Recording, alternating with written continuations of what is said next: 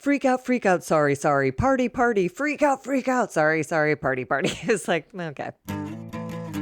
It's time to take A Therapeutic Dose, a prescription-strength reality TV podcast that explores the intersection of reality TV and therapy. Possible side effects may include entertainment, strong emotional reactions, and/or laughter. Here are your hosts, Ramona Ramirez and Margie McGee. Hello, everybody, and welcome to A Therapeutic Dose, where we meet at the intersection of reality TV and therapy. I am Margie McGee, and with me, as always, is my dear friend and co-host. Hello, I am Ramona Ramirez Higgins. Very happy to be here. Very happy to see you, friend. Very happy to see you. Coming to us from your couch. I'm coming to you from my couch in my pajamas. I'm coming to you from my portable mic, and I'm really portable mic. What is this, the 80s? My USB mic. And I'm hoping it's all going to sound good because God knows we just spent 20 minutes trying to set up my shit. But I've got the house to myself right now, and I love my booth.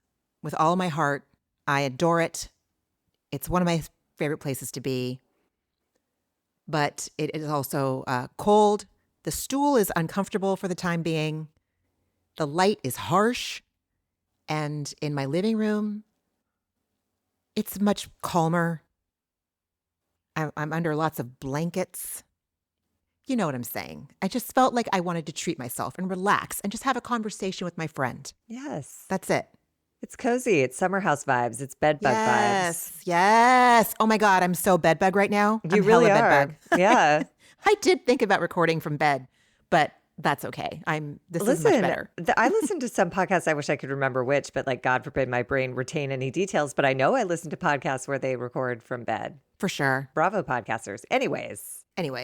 Speaking of Summer House. Mm-hmm. Let's get into it, shall we? Yeah. This is Summer House Season 10, Episode 3, and it's called Apology Dunes. My jaw just dropped. I can't believe this is only Episode 3. I know. This season is so packed with people and problems and fun activities. Like, so much has happened. That just blew my mind. Totally. I sat down to take notes, and I left myself a huge chunk of time. And I was scrambling to get them to you before we recorded because just the last 10 minutes of that scene where they have the dueling dinners, listening to Kyle, listening to Amanda, and I'm like, oh my God, it's relentless. All 42 minutes nearly all of them are jam-packed with alcoholic relationship dynamic. That whole summer house is now existing in an alcoholic household. The way everyone shuts down and Jesse is like, I wish you guys could fix it because this is getting really hard. And when they're all on the beach going like, yeah, well, they're fighting again. The alcoholic becomes the central focus of everyone. And that is welcome to alcoholism and Al-Anonism by participating in it, enabling it, putting up with it. Bailey and Levi, the youngest children of the family, watching, commenting. Carl, looks like Kyle's having a hard time of it again. And I'm like, oh my God, it's just so... Reality TV isn't trash. Reality TV is real. It's real. This is real. You see the difference between like people in recovery and people who are not. Like, and not that there's anything wrong, but Bailey and Levi are just like, can this please stop? This is some bullshit. It's our summer. Quit it. And Carl is like, everyone else is like trying to get Kyle to see how he's going wrong. It's like a big intervention with everybody going like, just stop DJing a little more, stop blah, blah, blah. And Carl just doesn't try to fix or solve anything. He just sits there and he's like, wow, I see you're really struggling, man. And like, that is the hardest thing for me.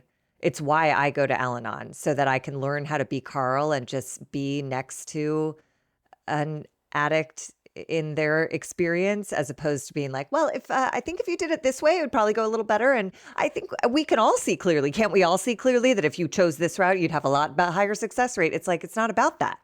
That person is suffering from an illness, and until they bottom out, ain't nothing to do but sit next to them and let them know they're not alone. And that, I'm bearing witness to you self-destructing, and I don't love that, but I'm here so that when you're ready to come up for air, you have someone to talk to.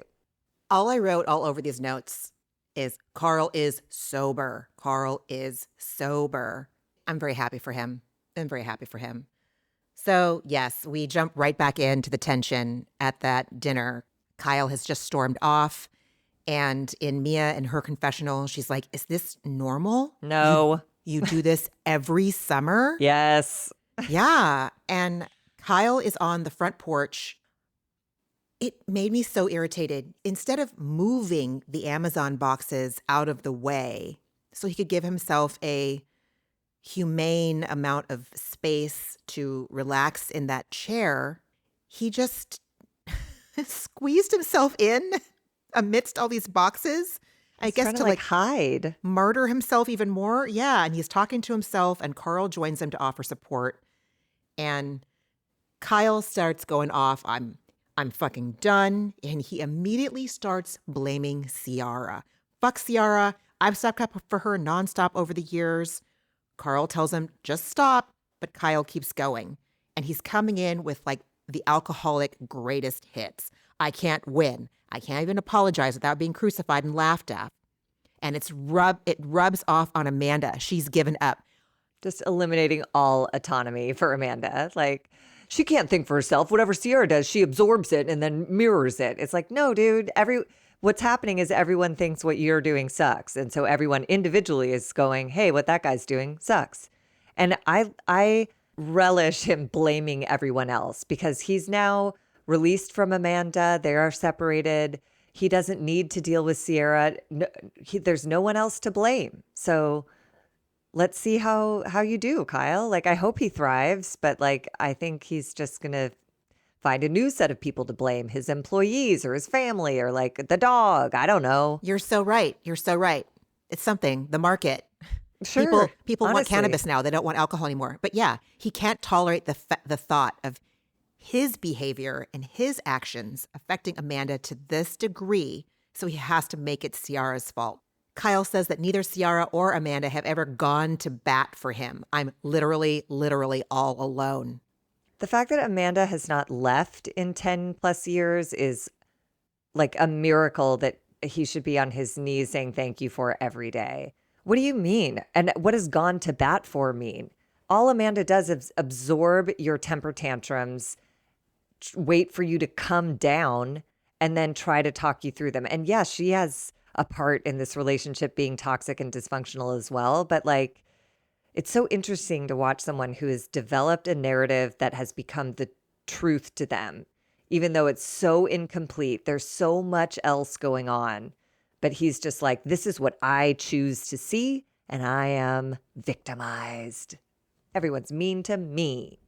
And P.S., like, you spot it, you got it. Like, obviously, I'm well-versed in doing that as well, where I'm like, nobody's trying to understand me. Oh, God. I work so hard to understand everybody else, and nobody, like, I'm very well, I know that route on the map is like well worn. I know I too am familiar with that route.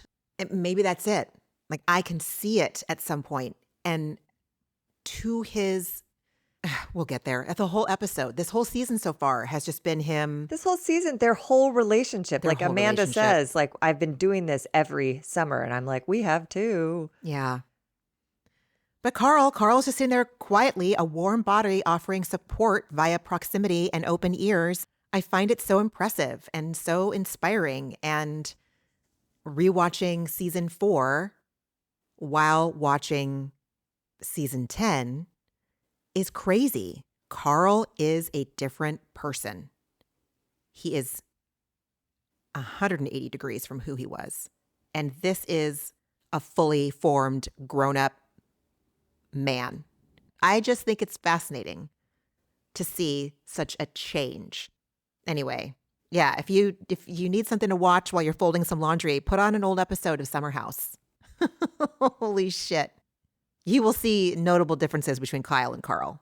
Back at the dinner table, Jesse shares that Kyle gave a really nice apology to the boys earlier, and we catch a flashback of that. And like, honestly, I'm with Amanda where she's like, that's great. Where the fuck is my apology? Like, I'm your wife. I'm the one you're waking up at 3 a.m. and 5 a.m. this week when he comes fucking to bed to talk. Like, anyways, she asked where the fuck is my nice apology. And Kyle tells Carl that he wanted to get the apology out at the top of the dinner so they could collectively, as a house, have a nice rest of the night. Controlling. Exactly. And to me, it just reeked of like that alcoholic ego. He wants to patriarch and be like that elder. You're right. Control. It's expectations. He's Completely. like, I am going to do this and they will respond like this. And if they don't, I will insult them, be a diva and a bitch and run away and cause more harm than I'd already caused that I was coming to apologize for in the first place. Yep. With an alcoholic, in my experience, as they get deeper and deeper into the disease, it gets exponentially worse. And the breaks between diva outbursts are shorter and shorter. Oh, and I feel like shit. this episode was back to back to back. It's Yeah. like dinner party, beach dinner. I was like, Jesus Christ, we can't get a single fucking minute without Kyle being like, can I apologize? You're a bitch. Sorry about that. I'm like, whoa, this is, talk about unhinged. Yeah. And wanting that validation from the table, it was performative, inauthentic, and ill-gotten gains. He thought everyone was going to raise their glass like, oh, look at that Kyle. Look at that guy. He's just being so wise. So Carl came in and sounded like a fucking therapist. In response to Kyle saying he wanted it to be a nice dinner, Carl says, I think we can still accomplish that. I think I talked last week on the podcast about making things black and white, right and wrong, having to put things in a box. This is going to be an all good dinner or an all bad dinner. But there can't be room for both the drama of the dinner and also have the potential of a calm dinner. No, it makes sense. It's that whole thing. Yeah, like being in the gray. There has to be a way to recover, even though Kyle did, as is it West who said like he crashed out? Like, even though he did crash out, like you can always come back. But Kyle is getting too well versed at coming back around and be like, hey, sorry, and then freaking out again. I do worry about Carl a little bit of like maybe Carl could use an Al-Anon meeting. At a certain point, they're just going to, you know, as my sponsor says, you'll be done when you're done and not a minute before. And like Kyle is not done and he cannot hear what everyone is saying to him explicitly now. Amanda on camera saying, you have got to get your drinking under control. And oh, it's about my drinking. Like, you know, and he's just not done. It's been the same refrain for years for Amanda. He's cheated on her. He's tanked his business. Like all of the consequences are at his doorstep. And he's still like, that's not it. It's not my drinking. It's you. It's Ciara. It's everybody else. Wow. Yeah, absolutely. But I really loved hearing that from Carl. I think we can still have that instead of just having the whole thing be a wash, because that's what happens when you grow up in a dysfunctional house. But isn't what happened what happens in an alcoholic household where the people at the table got up from dinner and came inside, Carl and Kyle came back inside and everybody acted like it didn't happen. That's totally true. And they're like, let's just party. And everyone's like, great, let's party. And I was like, oh, it's my family of origin. Let's just party. God. Here we go. Okay, guys. Oh God. They're getting paid. Ramona, they're getting paid to do this. And this show is getting them so, it's not all bad. It's not all suffering, Ramona. It's not all suffering. They're getting SpawnCon. They're getting paid to endure this. God. To me, it's what I love about like an actual reality show is like, that's real. Like, Yeah. it's not just in my family of origin that those dynamics existed. They existed in friend groups throughout the years, you know, but we didn't have a Carl. Nobody was a Carl until Nobody was a Carl. we were in our late 20s or early 30s. So it was just a bunch of people going like, freak out, sorry, party, freak out, sorry, party. It's like, okay. Ay. So Kyle jokes, well, now I know what the chairs are on the porch for me. Just everything is about. Listen, though, but I am very triggered by everything this man is saying and doing. I am going to be fully 110% honest on that. I am not here to tolerate one fucking thing he has to say because I have my own issues because I have a lot of work to do still. Just to see him be so willful, I have such a hard time with it. I guess, yes, same, except that I was also that way when people told me to eat 3 meals a day and get 8 hours of sleep. I was like, oh, okay. Like, that's going to solve all my problems. And turns out decades later, I gave it a shot and it did. Yeah, But you just can't hear it till you can hear it. And also, I know. the one little glimmer of hope I have for Kyle is that even when he made that joke about like, well, I guess these chairs are out here for me, I see in him a level of discomfort with his own behavior. And like that makes me hope that he's capable of some level of change. Like it's different than Jax Taylor. It's different than Tom Sandoval even. Interesting. Kyle Interesting. looks miserable in his own.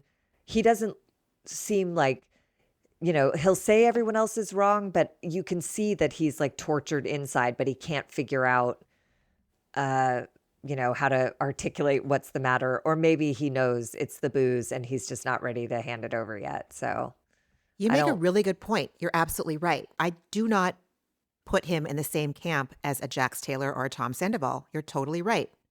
Because they seem real heavy on those narcissist vibes, if you know what I'm saying. And They I don't think that do. Kyle is. No, he does he not just remind me of narcissists I know. He reminds me of alcoholics I know, but does not remind me of seems narcissists I know. like a classic tortured addict in his cups. And One I feel honey. like that's why Carl can sit next to him so comfortably and be like, Oh, I was Marty. you 2-3 years ago, dude. I know exactly where you're at. And I Yeah. just want you to see, like, I see you and there's a way out. Like, look at me. Attraction rather than promotion. I appreciate Carl for not being like, you should put down the booze and here's how. Yeah. He just was like, There's a seat for you when you're ready, buddy. yeah. He's just like you said, he's just a presence and he's the one who came out. And it's a great, sideways advertisement for recovery because Carl is patient and kind and present but he's also in a different position. Like I wouldn't expect Amanda to sit out there again and do this. Like, it takes a Carl to do this. Absolutely. So Carl is back at the table and Ciara asks, hey, how pissed is Kyle at me right now? And Carl says, Kyle is not sure where your energy towards him is coming from, and he's really sensitive at the moment. And when Jesse and West hear him say he's really sensitive, they're like, he's okay, and start to laugh at Kyle. Because And Kyle's claiming he's tortured by Ciara, and meanwhile, West has spent the last 2 years of his life on the end of withering comment after crushing, oh, is that what it was? I That you thought think?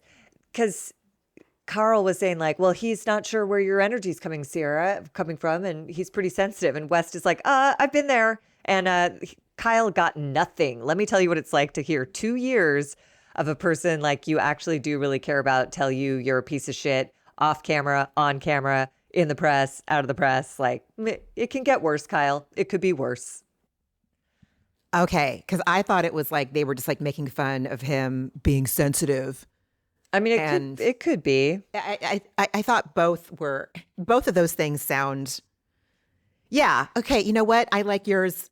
Yours sounds way better because I was like, It felt Ciara specific coming Yeah, from West, where he okay. was like, All right. You have no idea what she's capable of. Okay, I okay. do. So, like, you can cry about this for 10 minutes instead of have your whole self esteem shredded over the course of 2 okay. years. I'm really glad to hear that perspective because I was like, gross. Don't laugh at him for being sensitive. Like, even though I don't think what he's being is sensitive, I think he's being a baby bitch. I think he's being a willful alcoholic in his cups, like you just said.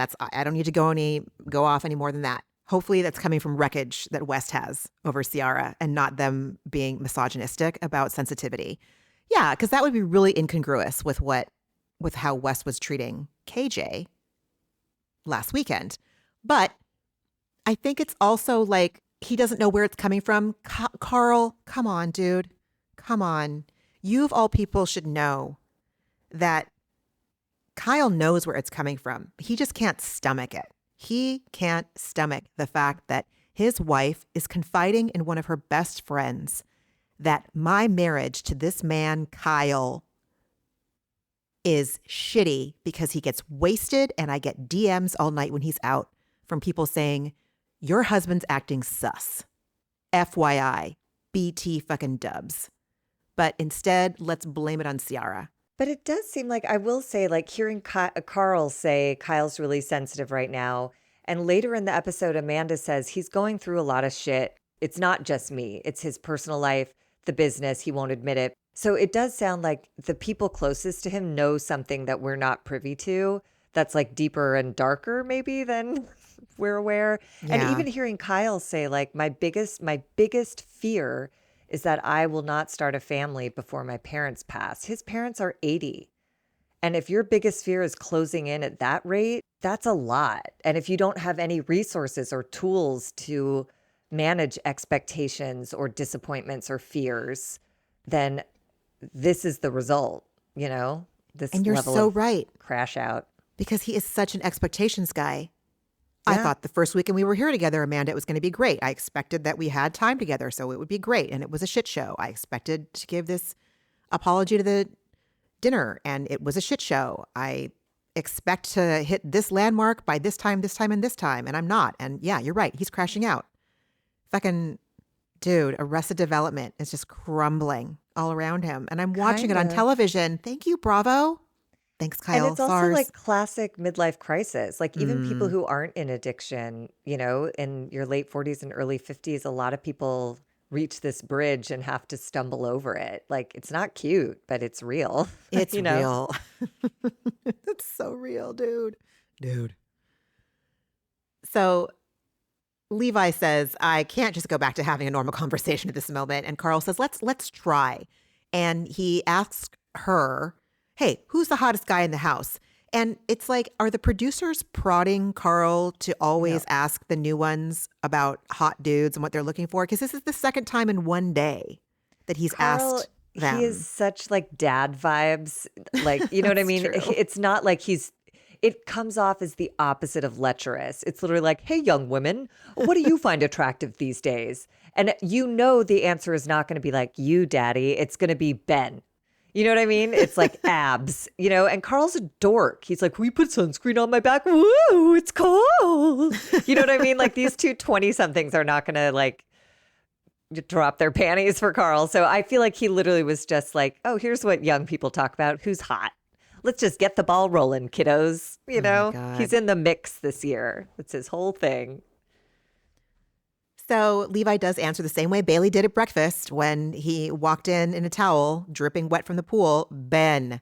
And Mia says, Ben is the only right answer. Sorry, guys. Love you all. Poor Ben is mortified. Little religious Ben. Little religious Ben. He just can't. And It's his so tight curls. wild. Yeah. You could just see him blushing in the dark. So the table thanks Mia and Ciara for making dinner. Everyone goes inside. Kyle has ordered life-size cardboard cutouts of all of his castmates. For Club Send It. So there's always a party at Club Send It. Oh, God. I found that kind of amusing. I found them like kind of funny. They're funny, but And I like that they became like, sources for jokes as the episode progressed. I too would put one outside someone's door or take the cute one in my room or throw one over the balcony. Like, I don't for know. sure. And It's funny. when I was watching, West is all, no, lower, now go up and down, no, wait, side to side. I was like, you know what, Ramona? Don't act like you'd be above. Don't act like you wouldn't do that. I Don't was act like it, Ramona. Dying laughing. And I loved watching Kyle not get it and then get it. And I loved watching Wes direct it and being patient for the joke to pay off. And I loved the joke. It was so stupid, but their dumb smiling faces going, ho hee, ho hee, ho hee. I was dying. That to me, like that is summer should be fun. And that was fun. Totally. And I'm twice as old as Wes, probably. Okay, not twice as old, but I would, yes. I'd be like, That humor transcends. Totally. We're all children when it comes to cardboard cutouts giving HJs at Club Send It. The whole thing is so stupid. I love it. HJs.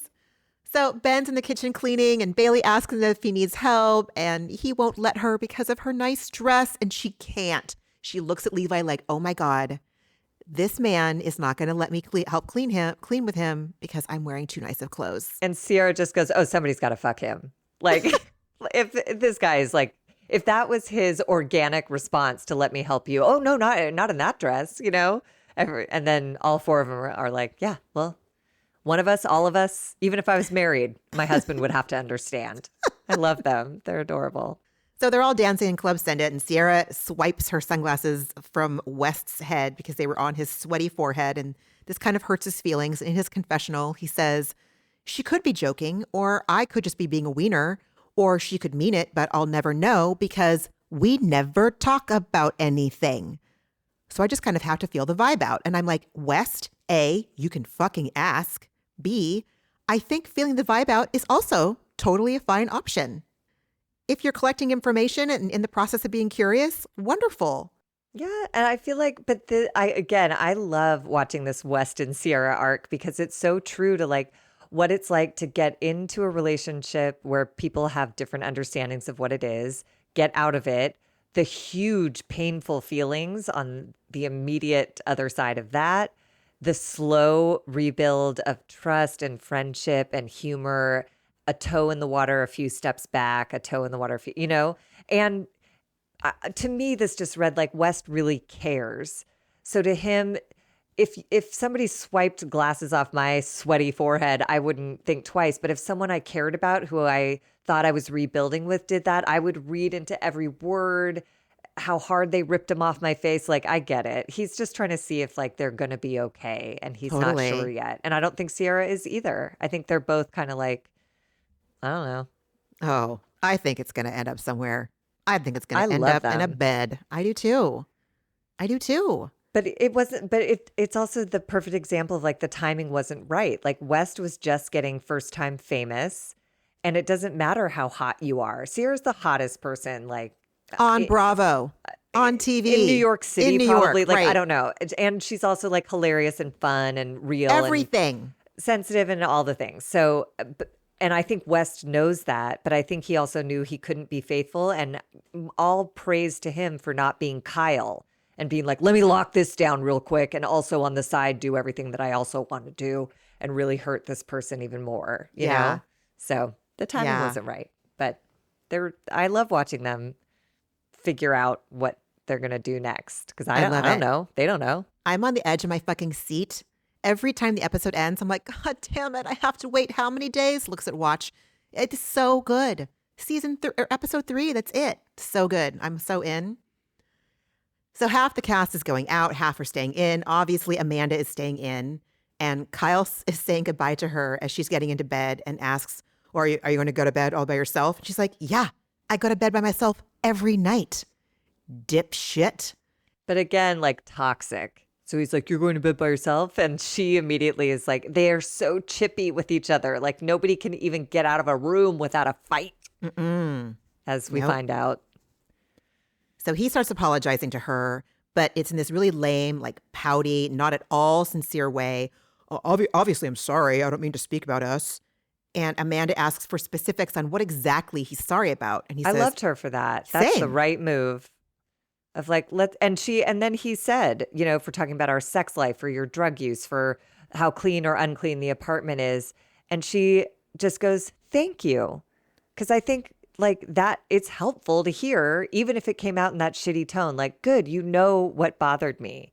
So if you do it again, I'll know that you're conscious that you're hurting me. And if you don't do it again, I'll know that this apology was in fact sincere. 100. So, onward. It could have been onward, but then Kyle. He claims that he tried to talk to her about it multiple times this week. And she says, no, you didn't. You're such a liar. You didn't try to apologize at all. You complain and you pout. And he says, so you're not walled off? You're not high, tired, and every other excuse under the sun? I'm like, holy shit, man. Don't say the words sorry unless you mean it. Because when you mean it, you don't say any of that other bullshit. But it's also, that's the piece that Kyle can't live with, is like, you say I'm sorry, and even when they accept their apology, they don't have to come around yet. They can believe that you're saying sorry and still be pissed at you for a while. And Kyle is utterly impatient with that. He has hurt her for years. And Amanda has stayed in this relationship for years. So That's everyone true. has a part. Everyone does. But the expectation that once you say the words, I'm sorry, and then do the extra hard work of saying, what about, then you should have sex with me or come out with me or do what I want now because I did what you want. It's like, nope. Oh my God. It's not a gross. one-to-one, buddy. Yeah. And also, I hate the finger pointing. It just makes me nauseous. And in every single fucking argument, he apologized at the table. Someone said one thing back and he said, you're a. Then this, I'm sorry for this, that, and the other. You're not high. You're not, blah. It's just like, ugh. And then he does it at the beach and he does it at the end. I'm just like, Yeah. this is fucking hopeless. It is. I'm sick of it. It I'm about to is. file for separation on their behalf. So she tries to defend herself. She tells him, I don't smoke until the dogs go out for their last walk at night. You have all day to talk to me. Don't blame it on me smoking pot. And he's walking away while she's talking to him. And by the way, this was another alcoholic household moment. While that fight is erupting in the primary bedroom, Jesse comes outside the door, hears the fight, freezes, listens for a minute, and then backs away. Carl comes in the house, Kyle, and then everybody just sort of like, just let it go. Don't address it. It's just like, it's so sad. It really sucks the life out of a space. Oh, I'm so grateful. I am so grateful. I'm so grateful that I'm watching it and not living it. And I don't mean that from a place of judgment or high and mighty. I literally just mean like, thank fucking God. Yeah, but if someone listening is living it, like there's Yes. a way out. You can Yes. work. It's not going to be like this forever. Yes. But it's really uncomfortable until it's clear what the next steps out of that dynamic are. And it Yes. takes, for me, it always takes a while for those to be Absolutely. revealed. So Yeah, just stay with us. that's true. It's gonna, it won't be terrible forever, but No. it's hard while you're working it out. So while that's going on, Mia is upstairs in her room and she's FaceTiming her boyfriend, Scott, to catch up about their respective days. And in her confessional, she tells us that Scott is my boyfriend. We met through mutual friends. He owns a restaurant in New York, LA, and now Miami. And he's the hardest working man I know. And I love that about him, but it also drives me insane. He travels all the time for work. And out of a whole year, she saw him for maybe a total of 6 months. That's got to be real hard. It's got to be hard, but something about their relationship seems so much more stable than. Do you remember Danielle and her chef boyfriend? Oh, yeah. That always felt Rob? like, I can't remember, but it always just Robert. felt like she was chasing him, like always Yeah. trying to audition for him to want to spend time with her when he had God. time off. And Mia and Scott both seem like pretty relaxed in their dynamic. And plenty of people are apart for 6 months. People in the military. A lot of people work 4 days in another city and come home only on the week. Like there's Yeah. lots of ways for distance to work.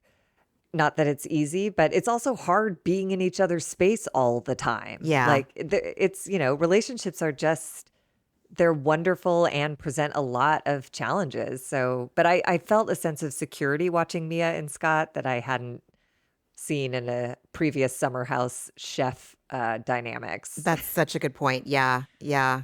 Yeah. And I don't know that he's a chef. Is he a chef or does he or just restaurateur. I don't know. So Ciara checks in on Amanda and they're talking about Kyle and how it would be if this is how they are with their future kids, like slamming your hand on the table or walking out in an argument. And Ciara says, I'm not saying that he's a bad guy, but I am saying that you deserve better. And Yeah. And I loved that, like, Amanda had enough clarity to say, like, if our child disagrees with him, is this how he's going to act toward a yeah, kid? dude, seriously. Like, I'm an adult and it's killing me. Like Yeah. a little kid, that rides the line or crosses straight into abuse. And I Mhm. think Amanda's like getting really clear on that, and that is not sitting well with her at all. Well, when it was clear to me when she said, I know you're right, but sometimes I just don't know if I'd ever be good enough for someone else. Because that is like for someone to say that, they're so beaten down by their situation that they're in. And they've have been told that by their partner. And that is abuse. That is emotional abuse, if anyone is unclear. Yeah, for sure. I shared last week that what a very disturbing thing I heard when watching season 4, when she's like, well, I am a disheveled piece of shit, like you said, because that's what he had told her in a fight. So yeah, if someone can says you're a disheveled piece of shit, I can absolutely see him saying like, who the fuck else would want this? Yeah, and that's the thing. It's a pattern with him. Like, it's just year after year of saying you're a disheveled piece of shit. Sorry, baby. Can we make up? no one would ever want you. You're not good enough for anyone else. You're You're lucky I lazy. Look at tolerate your you. piles. You're a Yeah. stoner. Yeah. You have no drive. Some people work during the day, Amanda. They're called Yeah. adults. It's like, What a whoa. fucking piece of shit. Woof. So Ciara asks her friend, why would you think that? You're so special. You're so kind. And she says that through tears. She's crying. You love so fiercely and you're so loyal. And Ciara is just devastated to her core to hear her friend talk like this about herself. Amanda doesn't know why she feels like that about herself. And I'm like, I do. I know why. Because this is what you've been living with. This is what you've been living with. Yeah. And also, I don't know. Lots of women struggle with this. I For think sure. Ciara does too. It was her whole thing with West of like, I told you what I wanted and you lied to me. Like, and that feels like a reflection on the amount of respect I'm worthy of, Like, it's hard not to personalize that shit. And that's why I go to therapy, because I need someone to help walk me out of those like dark hallways that it's so tempting to go down them because it's like, if it's my fault, then I can fix it. But if we're just a bad match or it's something about them that I can't control or change, that's sad. That's just so sad. But it feels like Amanda's obviously she reaches that point because they are now separated. Yeah. And she seems great. So in her confessional, Ciara says, if I could have Amanda step out of her body and see herself the way that I see her and the rest of the world sees her, basically, I could have Amanda married up in a year. I don't doubt that. I really don't doubt that. But I don't think that's exactly what she needs right now. But I'm also not her, so I don't know. But no, I think it's not a matter of if, it's a matter of when. Absolutely. And I think she will decide both of those questions, if she wants to get married and when, if the answer to that first question is yes. So anyways. So the majority of the dudes come home wasted. They get in the pool, wake up Amanda. Kyle's wasted. It's just business as fucking usual. He's done such a good job of listening. Was this when he got in bed with her at 5:15 and was like, "Hey, I'm anxious"? No, that's the next later. night. Okay. Yeah. Vaya con Dios, Kyle. So the next morning, Kyle stands next to the bed in his running clothes, just looking at her expectantly, waiting for her to say something to him. And she's like, "What? I assume you're coming back after your run." And he just leaves like such a baby bitch, dude. But I also recognize this as like a quality of like the addicts in my life who are like, look how functional I am. You call me a drunk. Would a drunk get up in their running clothes and go running while you're still in bed, you lazy ass? There's some like weird sense of like pride and superiority that they get from like, I'm doing more. I'm like, but you're fucking miserable. Yeah. And you're mean to me and everyone else while you're doing all of these things. Like, it's not working for you, dude. Yeah. It's hard to watch. So hard. So Levi and Bailey are upstairs talking about how uncomfortable the previous night's dinner was. And in her confessional, Bailey says, I do see myself in Amanda, so it's very challenging to watch. I can't deal with that again. And she refers to that dynamic as passion, that passion. And I was all, that's what it feels passion. like. It's, oh God. But that's how it masquerades. That's how it gets you. It feels like passion. And then a month in, you're like, oh, what is this? This was It quicksand. never felt like passion to me. It always felt like drama. That dynamic. Familiar. God. Ugh. Okay. So she says, I need sweet. Ben could be that person. Could be. Maybe. I haven't seen Ben give off any sexual energy Thank whatsoever. You. Nothing chemical is happening between anybody and him at the house except for Amanda. Yeah. So it's in him, but it is not for Bailey. It's not. Yeah. Oh God. And then we have Ciara asking Jesse if he'd like to help her pick her outfit out for the day. And, of course he's like, well, I'd like to see like your giant jugs in that tiny bikini top. And she's like, can you help me without using your dick? Do you know how to do that? And he was like, wear the blue one. Like he was so disappointed. He's like, fine. Ay, ay, ay. Mia comes in and both she and Ciara are asking Jesse what are you looking for in a girl? And Mia asks when his last relationship was, and he rewrites history with Lexi and says, because he's saying like, Ciara's all, it's been a year. And he's like, well, I mean, Lexi was only 8 weeks. And cut to, we see like the entire Just They the were 8 of the most intense, dysfunctional, toe-sucking, lying about it, love bombing insane, obsessive. going to sex clubs with Lexi's mom and sister. Like it was just 8 weeks, fine, but they were nuts. They were not a regular 8 weeks, Jesse. You lost your damn mind. And then he says that his type is like regular girlies. I'm like, what? Okay, if you say so. Yeah. And Ciara suggests that he date someone like completely opposite to what he thinks his type is. And basically says he needs someone who won't let him get away with anything. And she's like, I'm not saying like everyone should date someone like me, but I'm not saying everyone should date someone like me. I was like, yeah, they should all be so lucky. So then we have the cast trip to the beach, and the guys are playing in the sand around a small, low net. It struck me as like, oh my God, we are all just like, we are apes. We are literally fucking apes. We just wear clothes and we speak languages and I don't know, drive automobiles. But at the end of the day, we are all fucking just like apes, right? And these guys, these adult men are like, I thought it was so absurd looking, dancing in the sand around a net on the ground, a low net. And it's a game. It's something that they're doing by choice. Okay. Yeah, I did not recognize that beach game, but I did not either. I really didn't. I'm not sure that it was a real game, but they were making it a game. And I love that. Play. it's great. Yes, Play. by all means. Yeah. Yeah. KJ and Kyle are discussing their strategy for the night to go out and don't get like hangover drunk like they did the night before or the And previous meanwhile, weekend. Kyle here says like, I'm not going to stay out all night. Like I would definitely want to be home by midnight. Yeah. And then we later see him slide into bed at dawn. So, okay. Jesus. So in KJ's confessional, he says, I want to be one of the lads this summer, one of the boys. And the producer asks, what do the boys do? And he says, they don't catch feelings. West and Jesse will be out at the club, 10 girls around them, just chilling. I wish I could be like that. I know traditionally it's not usual for a guy my age to think that being single is a challenge, but for me, it is. Good for you, KJ. And it's okay. It takes all kinds. And I just love how much KJ knows himself. Yeah. Like that's what's different about him versus like Jesse last year when Jesse was like, I'm a lover boy. I'm going to lock down this girl, but I'm also going to get in on Imral's threesome and get my toes sucked and blah, blah, blah. Oh It's my like, God. at least KJ is like, that won't work for me. God damn it. Because it sure seems like fun for people who it does work for.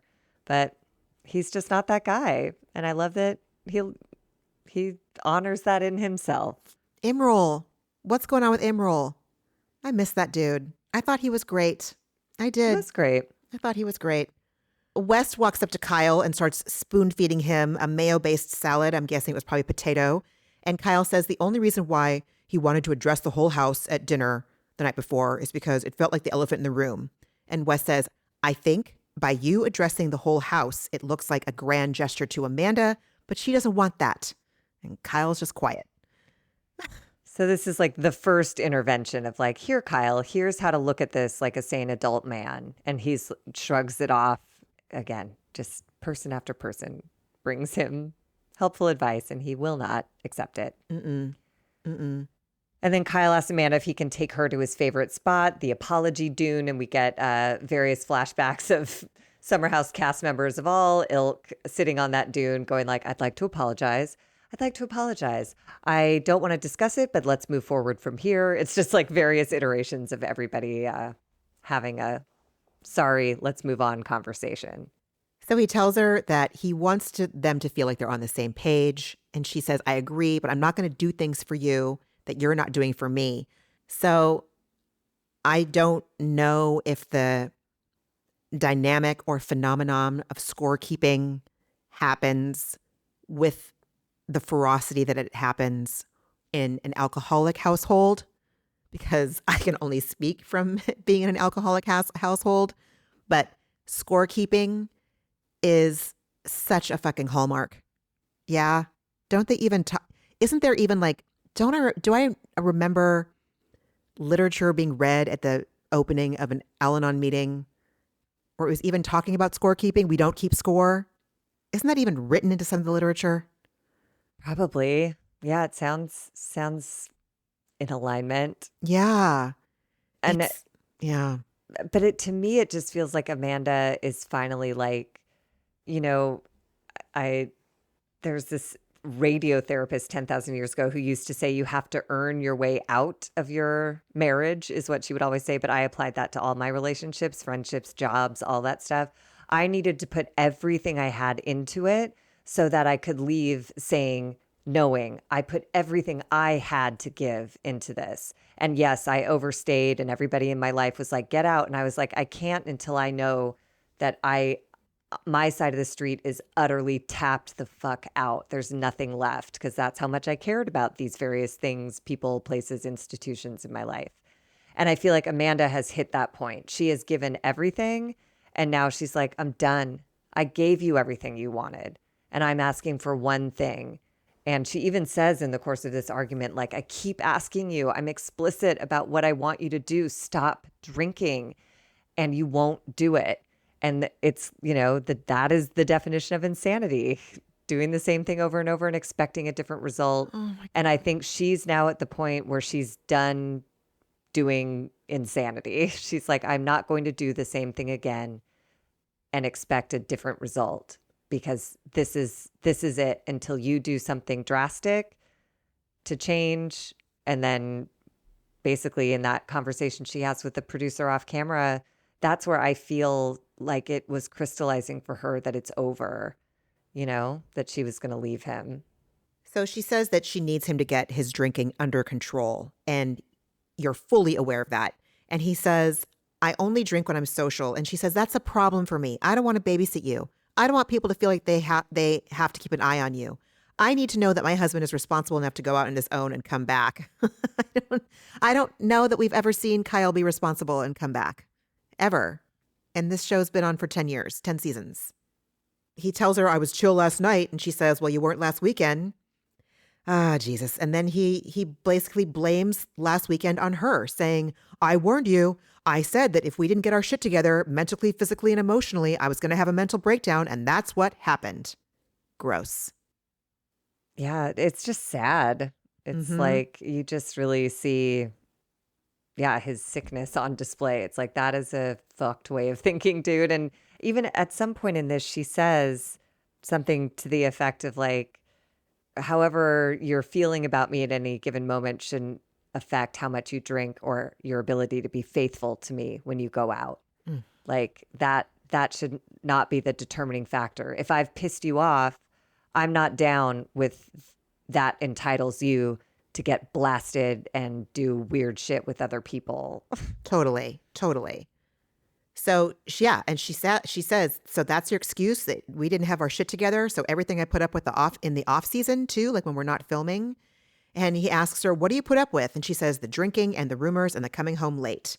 And he says, I only want to talk if we can make progress. And I just went, ha, out loud to like nobody in my fucking house except for me.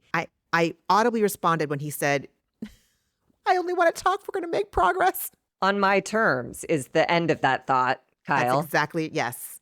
You are making progress. You're Astounding. moving toward a separation that's overdue and necessary. So that's progress, sir.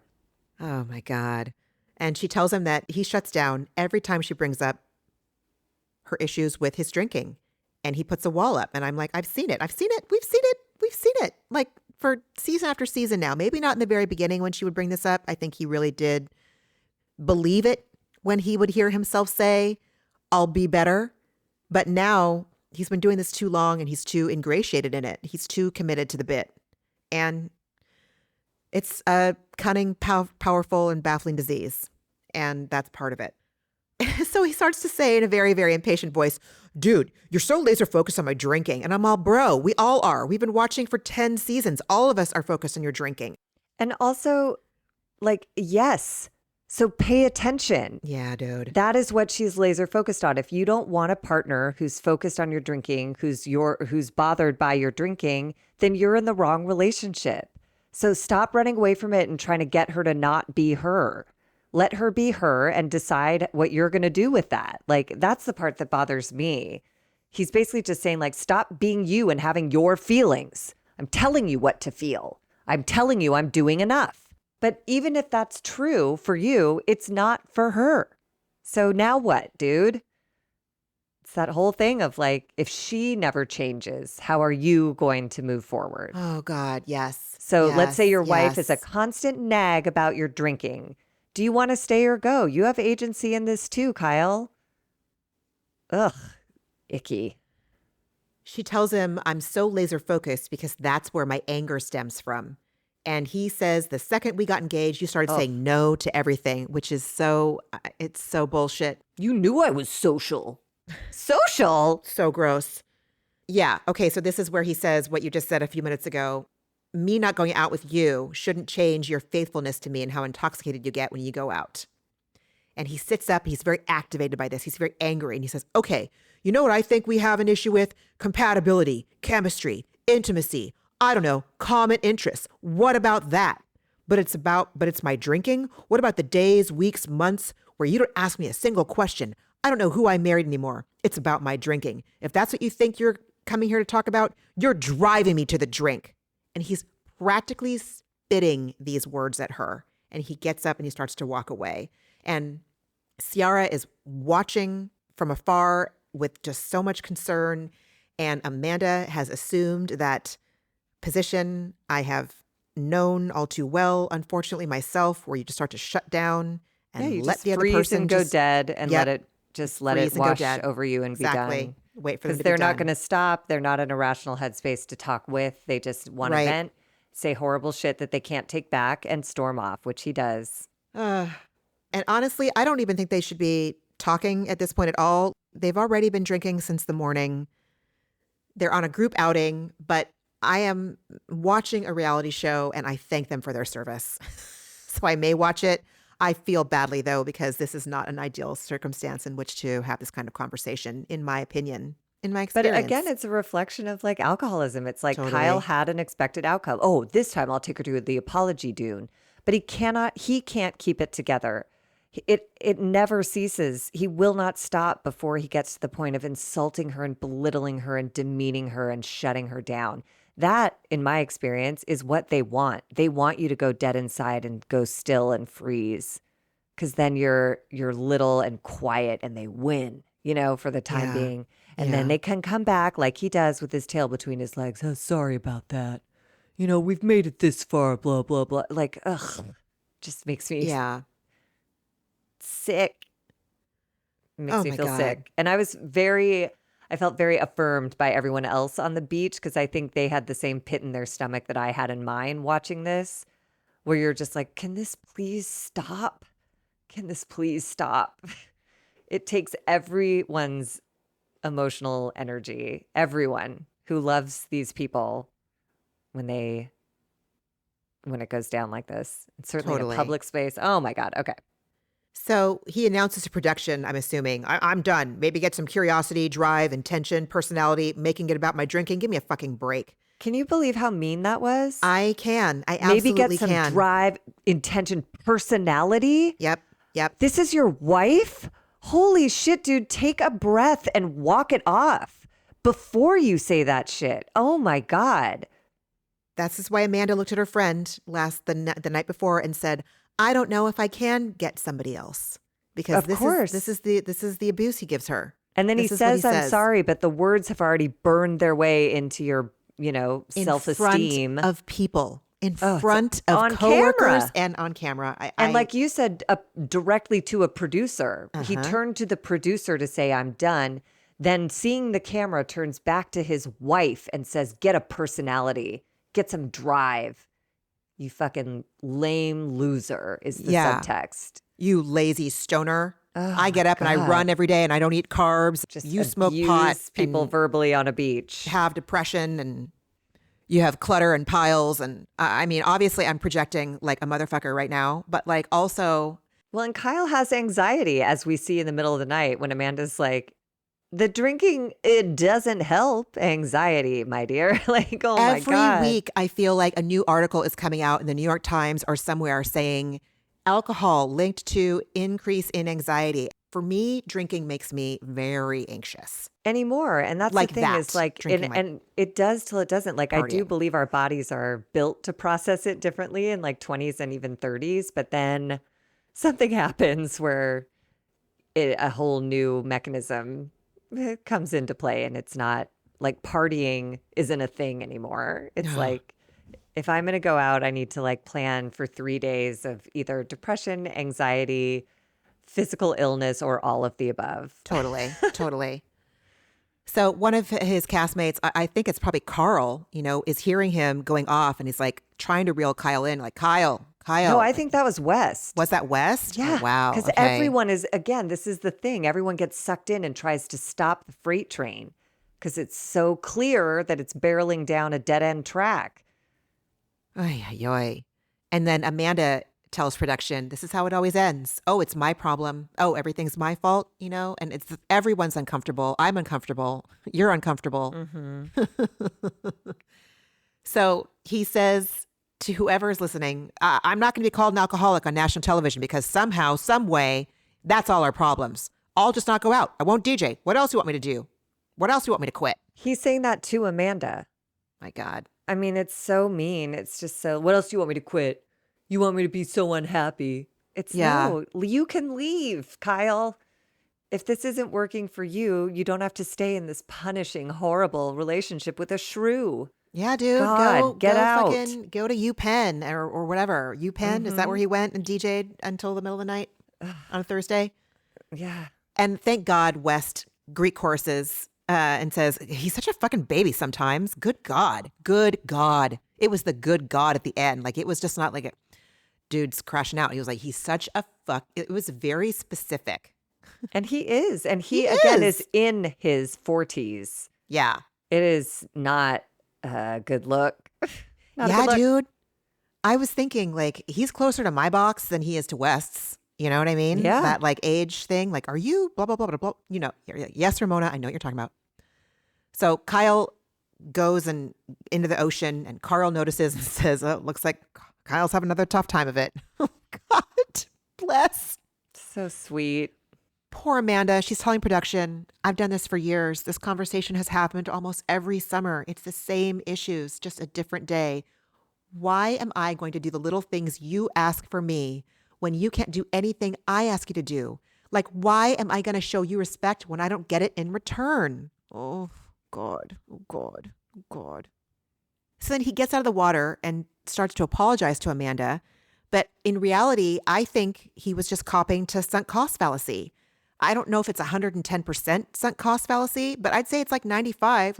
I love you, and this makes me insanely sad and depressed. And she emphatically says, same. Because doesn't he say something, I didn't write it down, but doesn't he say something like, we've put so many years into this already? Yeah, he says, like, we've gotten through by standing by each other or something through times like this. And I can feel them both coming to the point where they both know it is over. And now they're going to have, one of them is going to have to end it. And you can just feel it, like there's something different going on, and it is sadder. Like, all of their previous arguments have been like annoying and repetitive and ridiculous, and this season is sad. It is. It's like they did love each other, and everyone says like Kyle is a charismatic, goddamn delight to hang out with, and I believe that is true, and I believe he loves her and she loves him, but it is too fucked. She can't be with someone who drinks and parties the way he does, and he can't not drink and party the way he does. Those are irreconcilable differences, and that is grounds for divorce. So again, my notes there are so many verbatim quotes. It just feels like everything that she's saying in some of these scenes, it feels worthy to repeat it. She says, same, every day. I hurt every fucking day. I just don't get why after all these years, I keep asking you for the same thing and you keep not doing what I'm asking you for. And then being like, I don't know what you need from me, Amanda. I feel like I'm going crazy. That is insanity. The worst part. That's the insanity. But that's the Twilight also, Zone. Yeah. Yeah. But that's where I've learned that's on me. Mm-hmm. I keep going back to have a logical discussion with someone who cannot meet me in that space. Yeah. You know, that is my insanity. So he says, you know me. When you met me, you knew I was a social person. And Margie, I am so a drinker tired. and a cokehead is what he's saying. I am so tired of hearing him put this all, I know that denial is a big part of the disease of alcoholism or substance use disorder, depending on where you're looking at someone's drinking from, alcoholism, whatever. I can't help but just assume that that's what he's doing. He refuses to think that he has a problem drinking. He refuses to think he has a problem with alcohol. Definitely not close to thinking he's an alcoholic. I'm a social guy. I'm a social person. I'm a social person. I'm a social person. And it's like, I've seen enough footage of his family dynamics over the reunions. Okay, fine, they're family reunions. Maybe they don't always do that. But like when the grandma's doing a fucking beer bong and they're cheering her on and he's doing keg stands for 34 seconds. And I've seen his mom drink. Well, and just that like Social impetuous yeah. temperament of like, you know, a hallmark of any addict. And again, I'm not exempt. I'm in other rooms for less glamorous self-destructive behaviors. But it's that whole thing of I want what I want when I want it. And like, there's no discussion around that. So I said, I'm sorry. And now I want you to give me what I want. And I want it now. And I'm impatient with everything else that isn't exactly aligned with what I've determined is the best way for us all to proceed. And I don't even think he can really hear her. He is so fixated on the drinking piece of it. He can't even hear my partner is shutting down, breaking down. It's just sad. So she cuts him off and she says, I didn't know social person meant cheating. Every time you go out, I get DMs from people saying they're seeing you doing something suspicious. And I don't even bring them all up to you anymore because it's just constant. And this whole time, she's talking to him about these really hard things. He's not even looking at her. His face is completely turned to the side, looking down, not taking her in at all. So this dude is saying, I want you to be more intentional and be more curious, et cetera, et cetera, et cetera. But he has every opportunity to take in what she is sharing right now. And he's just like, he's not even doing it. He's just completely looking away. I swear when she said, I didn't know a social person meant cheating, I swear he started to say, but that was 7 years ago. Like, I swear I heard that start coming out of his mouth. The time you got caught was 7 years ago, but you haven't changed anything. And by the way, if you remember, and in the flashback they showed us, he's saying like, I don't even know what happened. I was so blackout. I don't know the girl. I don't remember anything. And you haven't changed that at all. You're blackout every time we see you, and that's on camera. So in the season, in the times you're not filming and you're not having sex, you broadcast that to everyone. You're away for 6 months out of the year DJing. You said you hadn't seen your wife from January to July. So I don't know, dude. It's hard to make an airtight case for you being a faithful, sympathetic, doing his best. He does say that. And I'm like, that's where it's like, I have to believe him. I think he is doing his best, and it is not it's not enough to keep the marriage afloat. In a confessional, we hear production ask her, do you think he's cheated on you? And she just answers in this really calm way, I don't know. I'd like to think not, but he has in the past, and I don't know. There's been plenty of rumors about it. So who knows? She goes, only Kyle knows. Shit. And I was like, I'm not sure Kyle knows. Yeah. Like, I don't think he's fucking... That video that circulated of him passed out at a fan's house, it's like, this guy doesn't know what he's doing. Like, he's not making conscious, smart choices. Ay. It's like, if you can't remember what you did, then there's a possibility that you did. Yeah. And that must be just so gnarly. Haunting. Totally.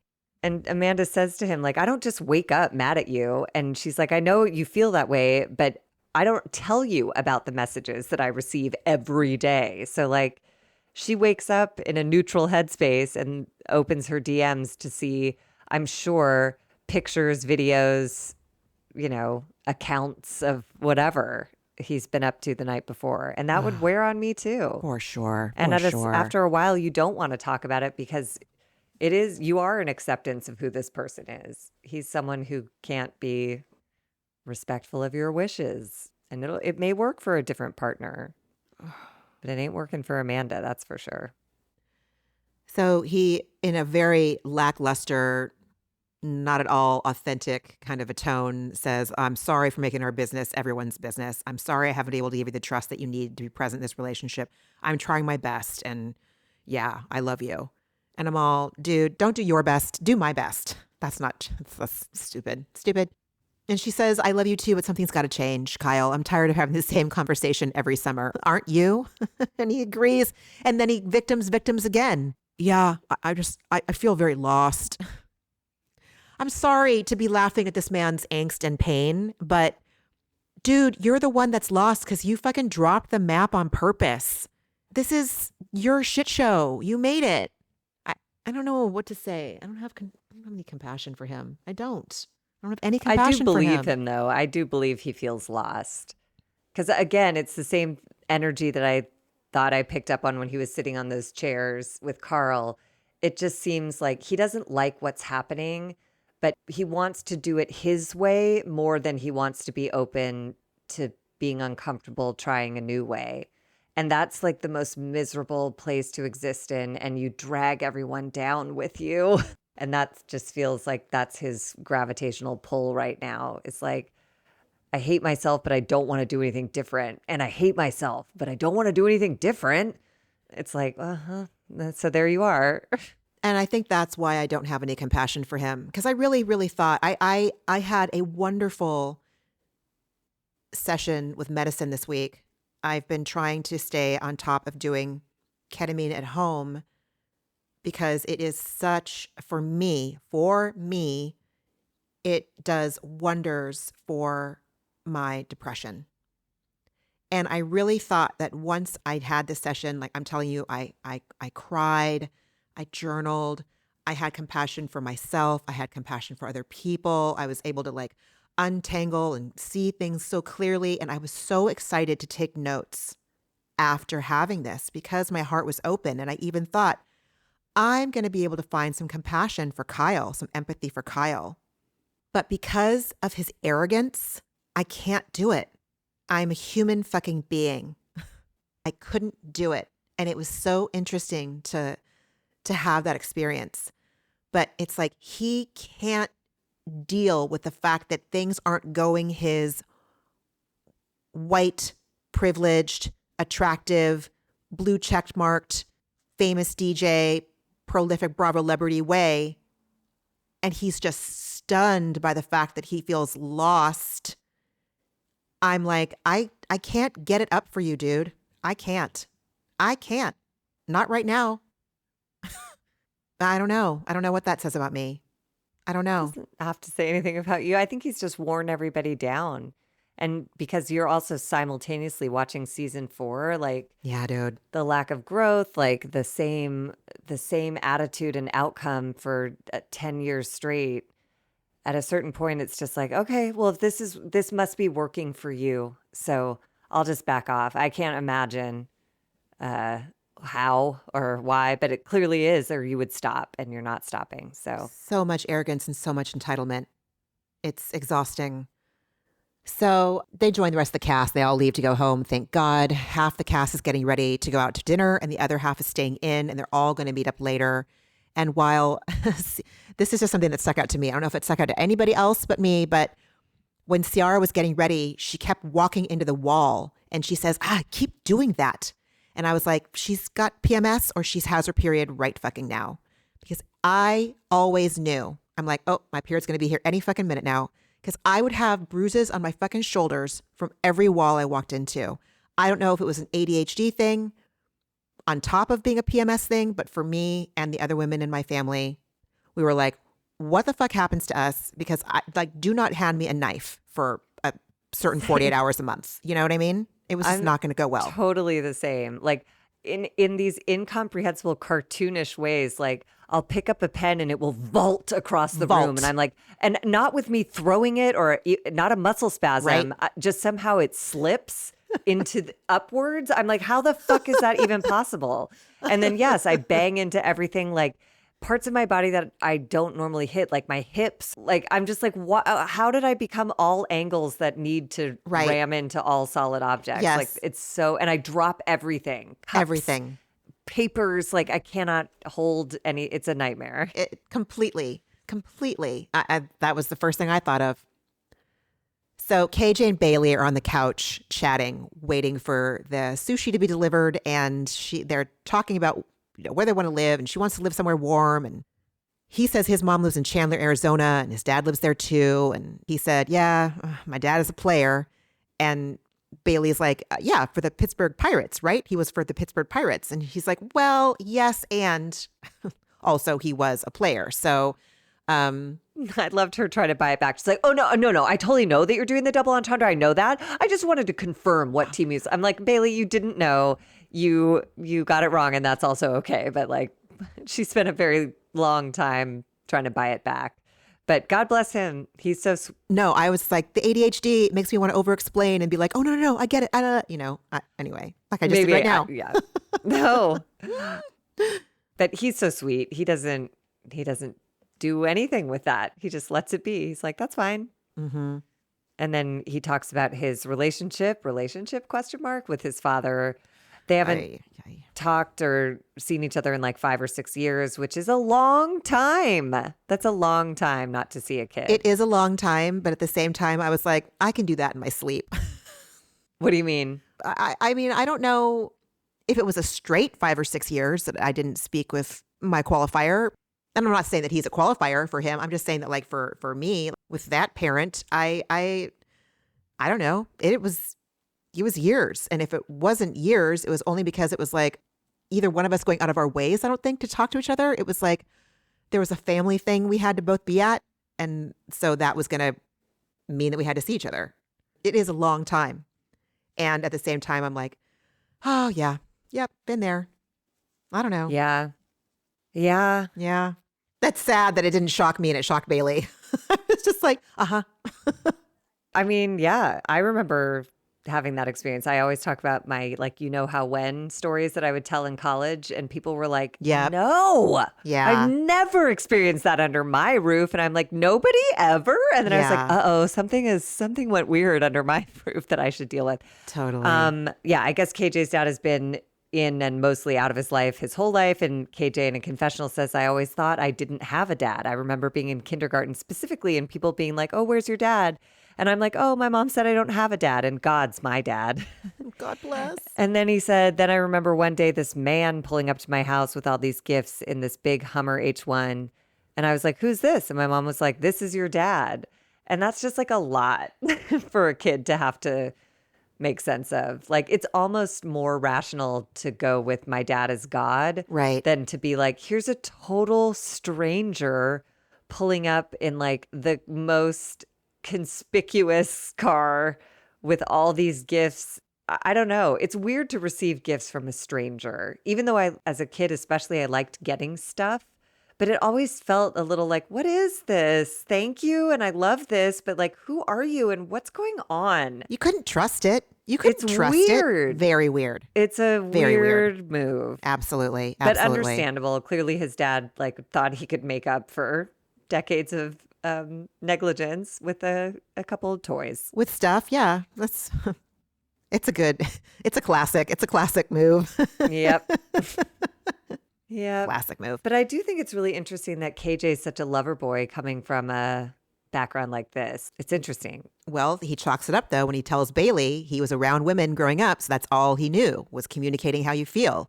And he shares it was a good thing, but also a fault for him now in relationships because not all girls are used to that and they pull away. And that's why he's being single for now, just figuring himself out, and he's looking for the balance. Oh, I don't think he's going to have a hard time finding someone that's going to be like totally okay with communicating a lot. I really don't. I think that is a wonderful asset for him. And as long as it feels good, I'm happy for him. He's got a leg up, you know? Like that Yeah. is something that we all can cultivate. Every single person on the planet can cultivate more communication. But it is interesting. It does lend itself to like a different experience of being single. Because like being single is like getting out and having light conversations with everybody and lightly flirting. But if you're the type of guy who he has not had like a cocktail conversation with a soul in this house, and these are all strangers to him, and I relate to that completely. I go straight for what can I know about you that makes you weird or special or lovable or unlovable. Like I want to go right for that. And that can be off-putting to the wrong audience. If you try to have that conversation with like a Jesse, they're going to be like, nah, let's just dry hump on a dance floor, you know? Ew. KJ will sit down and like talk to you for hours and not lose interest. Like Yeah. he's very special. I think so too. I think so too. So Bailey shares that she also wears her heart on her sleeve, and it's so hard to gauge who can handle it and who can't, but she's sure he's going to find someone who wants to communicate feelings with him. And we all are too, KJ. so Got not this, worried, dude. Loverboy. Yeah, so not worried. So then we have a bit of the dueling dinners. Half the house is out at a restaurant and then the other half is at home. And so at the restaurant, it's Ciara, Carl, Jesse, Amanda, and Levi. Yeah, and Levi, right? I think. And Ciara says that she dated a Buddhist and he didn't have a couch, so she dumped him. And I wrote hashtag not all Buddhists, because just because you're a Buddhist doesn't mean you're not going to have a fucking couch. And she wants to be with a Christian. And back at home, Mia suggests a game where... Wait, hold on. Go ahead. No, please. This I feel like is going to become a thing in this season. Jesse tries to get in there and he's like, well, I'm religious and I don't need to marry a Jewish girl. Like he's doing some weird angling shit for Ciara that I'm... Big time. If I was West, I would be like, gross, dude. Like, ugh. Seems like we're going to see that next week. Yeah. Yeah. But Jesse's like intentionally, purposefully like looking at her. He's saying shit that's weird. And she's flirting with him as well. But like, I don't know. I don't like it. I think Jesse is really all about the chase. And if Ciara was to return his attention genuinely, he'd be like, what the fuck is this? I can't deal with this. That would be a big swing to actually... I mean, the fact that it even came up and he would mention it to West when this whole summer West has been saying things seem to be going better with her. And then it seems like, yes, in the next episode, Jesse's like, would you be mad if I kissed her? It's like, What the yeah, fuck? he Yeah. would. Yeah. He's not going to stop you, but you would. You'd be mad if he like tongued down Lexi and you guys only dated for 8 weeks. So like, yeah, dude, Ciara is like a quality person who mattered to West a lot. So I'm surprised that you have to ask. Yes, he would be mad. I mean, yeah, they had a whole Absolute season dipshit. of causing tension in the house because of their Yeah. breakup went down. Jesse is really He's a scumbag. he's pretty gross. Don't like him. And I don't find him charming or hot. Like there's nothing about him that I can be like, well, at least he wears great clothes. No, his like everything's too high waisted. Like, I don't know. I can't find an on-ramp to enjoy Jesse Solomon. I can't do it. He's like a Simpsons character Yeah. or something. He's just got a huge mouth and a lot of teeth, and he sings and he wears a lot of beige hats with script on them. I don't know. I don't know what his deal is. And says weird things like, yeah, like, but anyway. So back at home, Mia suggests a game where for 2 minutes, everyone can ask one person anything they want. And Mia goes first. And Kyle asks if her boyfriend Scott is the one. She says yes. Does he think that she's the one? Yes, he loves her. Oh, and Wes asks her, hey, so before you guys got here, did Ciara say I was a dick? And she's all, yes. Yeah. And no one is surprised, which I enjoyed. Everyone's Yeah. like, sure, okay, that tracks. And then it's Wes's turn, and someone asks him, would you make out with Ciara again? And he's like, yeah. Like, no shit. He basically says, like, look at her. Yeah. Are you kidding? Like, of course I would. But he's like, but I don't think that's in the cards. I don't think that's going to happen. Exactly. And he says as much as his confessional. A producer says to him, you're attracted to her. And he just looks at the producer like, no shit, Sherlock. I have fucking eyes. Isn't like, everyone? Like, what everybody, are you talking about? right? Exactly. But does he think he's going to kiss her? No, absolutely not. So I don't know. I what does it say about me that I hope that there's a Wes and Ciara part 2? I think we all do. There are Ross and Rachel. We're really pulling for them because they are so well matched. There is an ease and comfort about them. And it really just is. It's just a matter of if they ever align with where they want to be dating wise, you know? Yeah. I don't know if West is, I don't know. So then it's Kyle's turn, and someone asks Kyle what his biggest fear is. And Kyle's biggest fear is not starting a family before his parents die. Dark, gnarly. And then someone asks, what did you and Amanda talk about in the dunes? He said, she reduced our problems down to like drinking. Oh, that's a huge fucking deal, dude. It's not a reduction. It's actually the only thing It's the only problem on her end is your drinking. So, And again, my issue with this is that he says she reduced it down to drinking, not my drinking or I drink too much. Just like I'm a social person. Bro, just fucking say it. She thinks I drink too much. He can't do it yet. He can't do it. Maybe he'll get there. Maybe he won't. Not my business. I'm just going to hear her watch it. So back at the restaurant, Jesse asks Amanda, did you and Kyle squash your stuff today in the dunes? And she says no. And it's frustrating because when there are no cameras around, he goes back to his same self. which gave me the chills because Totally. like he's worse That's than disgusting. what we're watching. It's terrifying. And we're seeing an edited down version of a whole summer and it's Yeah. awful. Yeah. Like you're telling me when the cameras go down, it's worse and more persistent. Yikesies. And that again is why she doesn't think she can get anybody else if she leaves this relationship. He's ground her down to dust. Back at home, Mia asks Kyle, what do you need to do to make Amanda completely happy? He says, change. And I struggle with that because of who I am. And Ben asks him, can you sacrifice some DJ time to spend more time at home? It's a yes or no question. And Kyle says, well, keep in mind, I've been DJing for only a year. We've had issues and West just cuts him off and says, answer the question. And he ums until his timer goes off. So that's a no. He's not willing to give that up. He gets so many of his needs met. And from this doing is that. the whole thing with this whole episode. It's just this long, protracted Kyle intervention, and he is not going to accept the help being offered to him. You know? Mm-mm. Mia, the newest cast member, is like, do you know what you need to do to make your wife completely happy? Because it's clear that she's miserable and that you have a part in that. And then for Ben to ask, like, can you give up a little? Can you make a compromise in your marriage, which are all based on compromise? Can you do that? I've only been DJing for like, you made it worse when you started DJing. So he's just asking if you can dial back the thing that amped it. Anyways, I can't. I know. Kyle's making himself very unsympathetic in this episode. Completely unsympathetic. 0.0 patience for this man. The whole cast meets out at a club. There's footage of partying. A small group comes home at 12:30, including Amanda, I think Carl, and someone else. I don't remember who else comes home early, but basically the point is it's Amanda comes Not home at Kyle. 12:30. Not Yes. Kyle, right. Uh-huh.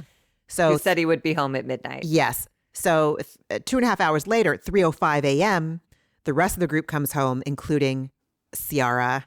And Ciara she playfully locks West and Ben out of the front door. We hear West say, the love of my life locked me out. Oh my God, I can't wait. I can't wait to see what happens. So the cast that came home late, they are wasted. They are partying in the kitchen. They're loud as hell. We see footage of Ciara and West flirting. It's so cute. It's so cute. It's so natural. It's Completely. so like, because we were reminded of Jesse and Lexi, I just remember how like, ugh, I felt watching them. And these two, it's just like watching them make mac and cheese. I was like, oh, I hope they make it. I mean, and watching Ciara do like stripper legs as she like laid down on the countertop. Like, I was like, this is great. These guys have fun together. Totally. I mean, we're watching foreplay essentially between the two of them. In my opinion. It's just like undeniable chemistry. Totally. Like something is happening that's beyond anyone's control. It's and unfinished I like that, business. Yeah. And I like that Ciara like gave into it, that Totally. she says West is on probation and I'm the strictest probation officer there ever was. But when the sun goes down, I'm allowed to clock out for a second. And I think this is a very relatable thing, at least it was for me in my 20s and 30s. It takes more brain power for me to be non-flirty than it does to not be flirty. So I don't know. That's why I wrote that in all caps. Yep. Because it was very, I loved that she said that. I loved it. Yeah. So then at 5:12 a.m., I love that on this show that they have the timestamps all over every episode. I love it. I appreciate it. And it's relevant. And I just thank you. Thank you for doing that, editors. So he wakes her up saying, hi, I miss you. I hope I can sleep. I think I have some anxiety. She said, the drinking probably doesn't help much with your anxiety. He says, I didn't drink that much. And again, I said ha out loud to nobody because nobody is home. But I'm also just like, I'm exhausted by this again. Like, you guys, it's not going to get this. This is the only conversation you two will have for the rest of your life if nobody changes something. And thank God eventually they do. But like, I can't hear another 5:12 a.m. like, hi, I love you. You drank too much. No, I didn't. So It's pathetic. like, oh my God. Both of them, though, it's just like, dude. I mean, yes, I understand that Kyle is perpetrating harder, but like they've already fought 3 times today. And now it's 5:12 in the morning and another one is stirring. It's like, ay, ay, ay. So in her confessional, God bless, Amanda says, Kyle, I am unfortunately in love with him, and I always have been. Everyone loves him. He walks into a room, he lights it up, and that's how I feel with him too. But yeah, sometimes it's not enough. There it is. Yikes. That's what is really going on, and that's Mm-hmm. so fucking devastating. And you don't say shit like that if you aren't resigned to it being over. Totally. You know? Ugh, Totally. it's like eulogizing your lover. It's like so sad. Ooh, I can't believe I just used the word lover. Who am I? I'm like from fucking 70s. I don't know, but that like word is something weird. that Jesse would say too, and it's just Ugh, with it's his probably in his lyrics or his teeth, terrible music. big mouth. Yeah. Anyways, Grody. So in the last scene, we see Kyle slurring in bed to her. I don't understand you. I don't know what you want. I thought I knew. I don't know how it got so complicated. Because you're middle aged, bitch. That's how it got so complicated. Because It's life is also- not a fucking frat party. and it's not complicated at all. She's Yeah. said since you got engaged, please drink less, please go out less, please come home early, please don't DJ, please don't fuck around on me. It's and he's like, I'm going to 5:15. drink and I'm going to go out and I'm going to not remember anything I do. What is your God. problem? Go to So, bed, dude. Go to sleep. yeah. Go to sleep, as Bethany would say. Anyway. Oh, God, I can't wait. I can't wait. I can't wait. Come on. Twice a week. Big Brother live feed. Something. I'd Patreon this shit. I'll see behind the scenes. I don't care. I mean, I honestly, I love this show. Like, I love that it's an hour and it's edited and like, it's just such a great show. You know, they really, and it feels real in ways that other reality shows don't always. And like, I don't know, I'm here for it. I love it. Friend, what else did you watch this week? I'm watching The Traitors, Oh, which God, is keep great. forgetting. So good. Southern Charm is also great. Vanderpump Rules. It's like Bravo's on a real hot streak right now. And then I watched Below Deck Down Under. And this is the week that, I mean, the galley, the chef and his sous chef and his relationships with everyone else on the boat. There is so much. It's just such a deep well for drama. It's a great season. I don't know what to say. Ben is super troubled, but he makes great TV. He's so mean to her. He's so mean to everyone. And he's insane. 1 minute he's like, great job, honey. And then he's like, fuck you. Don't you know how to dessert is sugar? Blah, blah. Like, God. and she says like his mood swings are, nobody can tolerate that. It's just like, it's maddening. So anyways, that's what I watched. What did you watch this week? Oh my God. I feel like I watched so much fucking TV. I watched the Olympics. I've been watching the shit out of Olympics, skating like it's my job, snowboarding, whatever. Lovely. I can't believe how often I cry watching Yeah. these people. And it's great. Very, yeah. I did also watch at least part 1 of the Below Deck Down Under and Salt Lake City crossover. So far, the Salt Lake City ladies just aren't looking super great from the other side. Not going to lie. I mean, they don't look Heather great from Gay their own is side, awful. but it's truly staggering. Potomac and catching up on the after show, Beverly Hills and catching up on the after show. And it struck me like in the episode from this week of Beverly Hills, I think it was last night, Amanda's like, yeah, every time I talk to Erica, I like her more and more. I'm all, yeah, bitch, because the grifter in you sees the grifter in her. Y'all are just 2 grifters, 2 blonde grifters looking at each other. Anyway, season 4 of Summer House, Love is Blind, all of Love is Blind. And then I watched The Colbert Show this week. Only reason why it stuck out to me is because Michael Pollan was one of his guests. And Michael Pollan is a journalist and researcher who wrote a book called How to Change Your Mind about psychedelics. And it led to him to write his most recent book about consciousness and talking about plants and plants being sentient beings. And I'm just very, very glad to have more conversations around consciousness and psychedelics become mainstream. It also scares me, but it's also really wonderful. Why? What's scary about it? Because there's a big group of people talking about psychedelics in ways that I believe that if they were doing them in the way that they are truly intended to be done, they wouldn't be the people that they are.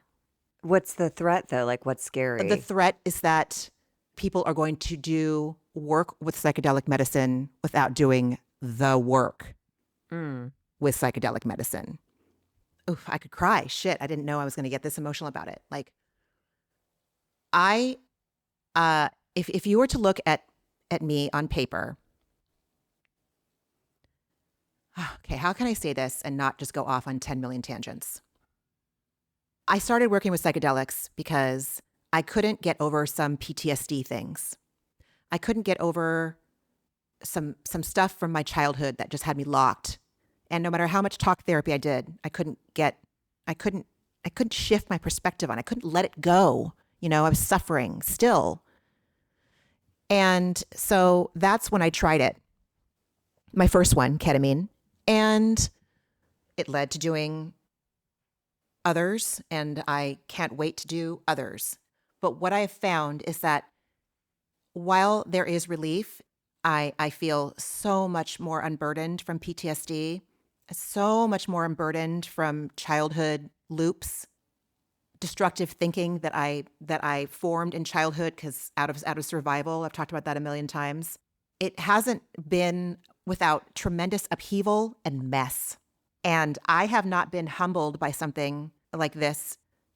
It's bringing me joy and clarity, but it is real mucky and muddy and messy along the way.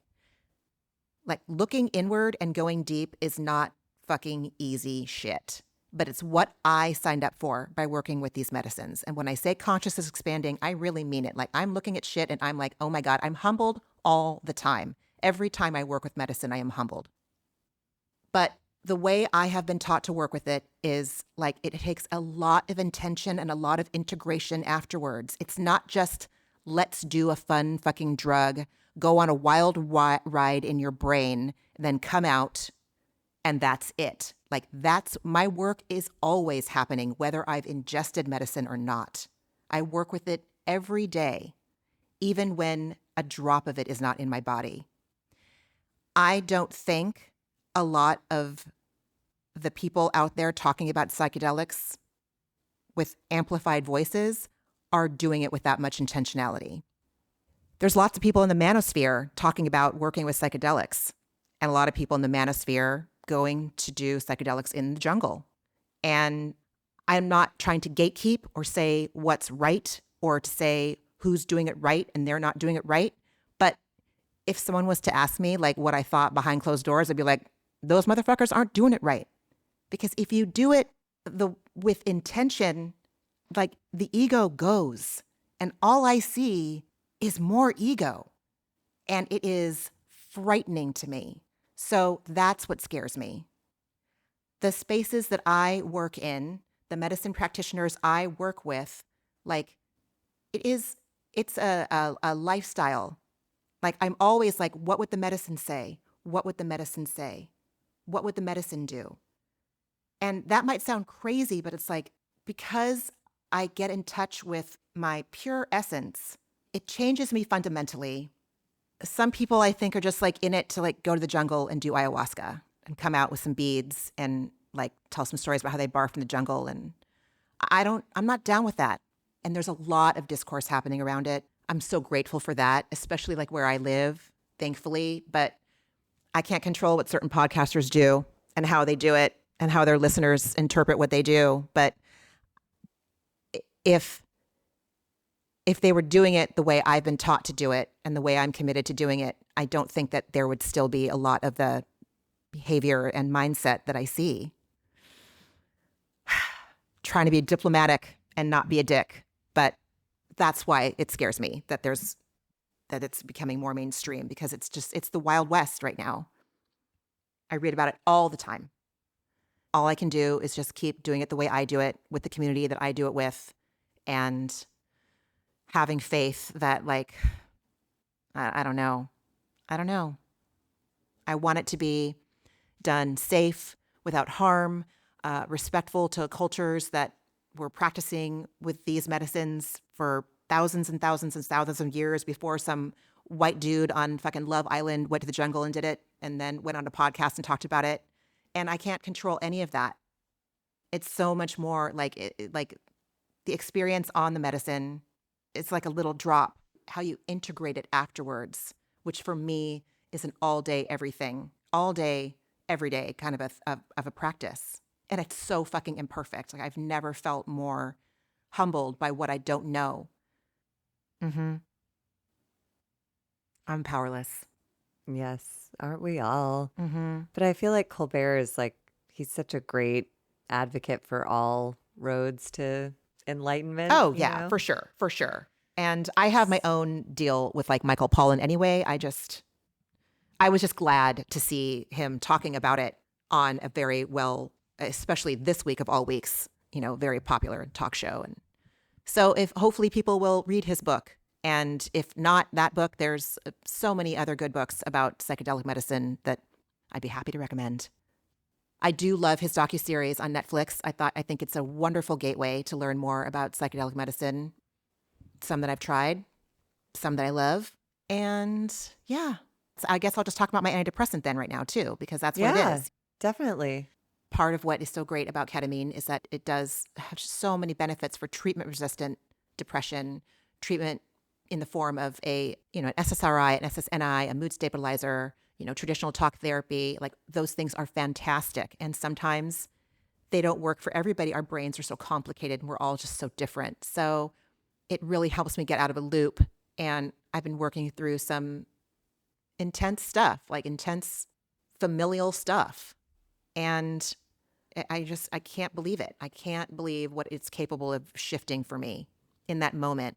And then I'm like, I can't believe I can't believe an hour ago I felt so in shackles of thinking that things were a certain way. And I an hour later I'm free of that and I can see clearly again. It's mind-blowing. I integrate that into I have to work with that. Like, okay, this thought came in. This scary thought came in. The answer isn't to like take ketamine and make the scary thought go away. The answer is like, what is that scary? Like, welcome the scary thought, accept the scary thought, welcome it, love it. What's going on? What are you trying to tell me? Where are you coming from? So it's like the faith without works is dead. That's what we learned in program, right? That's all I'm saying is that like the integration is the work. I try so hard to like just work with it all day, every day. And I've also been trying to figure out how to microdose with psilocybin. My antidepressant wasn't going to play well with medicine work. And that's where I wanted to focus if I was going to be taking anything to help the chemistry in my brain after so many years of taking various SSRIs or SSNIs and whatever for my mood. I wanted to just play with psychedelics. And so that means going off of what I was taking for my depression. And so I have to work extra hard. Like that's my job right now is to be paying attention to like, I'm getting into a loop. What can I do to get out of it? So like relying a lot on like mantras this week, meditation, writing, 2 therapy sessions this week. Like if I'm going to do this, I'm going to do it. And I want that for everybody working with psychedelic medicine. I'll leave it at that. I'm not trying to preach, I swear to God, or pretend that I know everything. Yeah. Anyway, friend, what was your antidepressant this week? A far less in depth, but in the moment, it felt as profound. A friend of mine hosted a dinner party, and she used to do these all the time before the pandemic, where she'd just invite like random people from different areas of her life. And it's like a full proper dinner party with like appetizers and cocktails, and not that you have to dress up, but like, and then a seated dinner. And you just wind up sitting next to people that you loosely know, acquaintance style, and just getting to know all these like wonderful, hilarious, delightful human beings who I loosely know from working with here or there, but have never like sat down to have a proper conversation with. And it was just like, it was wonderful. And then we played some dumb game at the end of the night. And normally I hate games because people get competitive and it makes me feel insane. But this was like, it was humor based and it was so fun. And like, basically, the game is this woman has this huge bookcase and everybody pulled a book off the shelf and you just read the title and the description of the book to the room.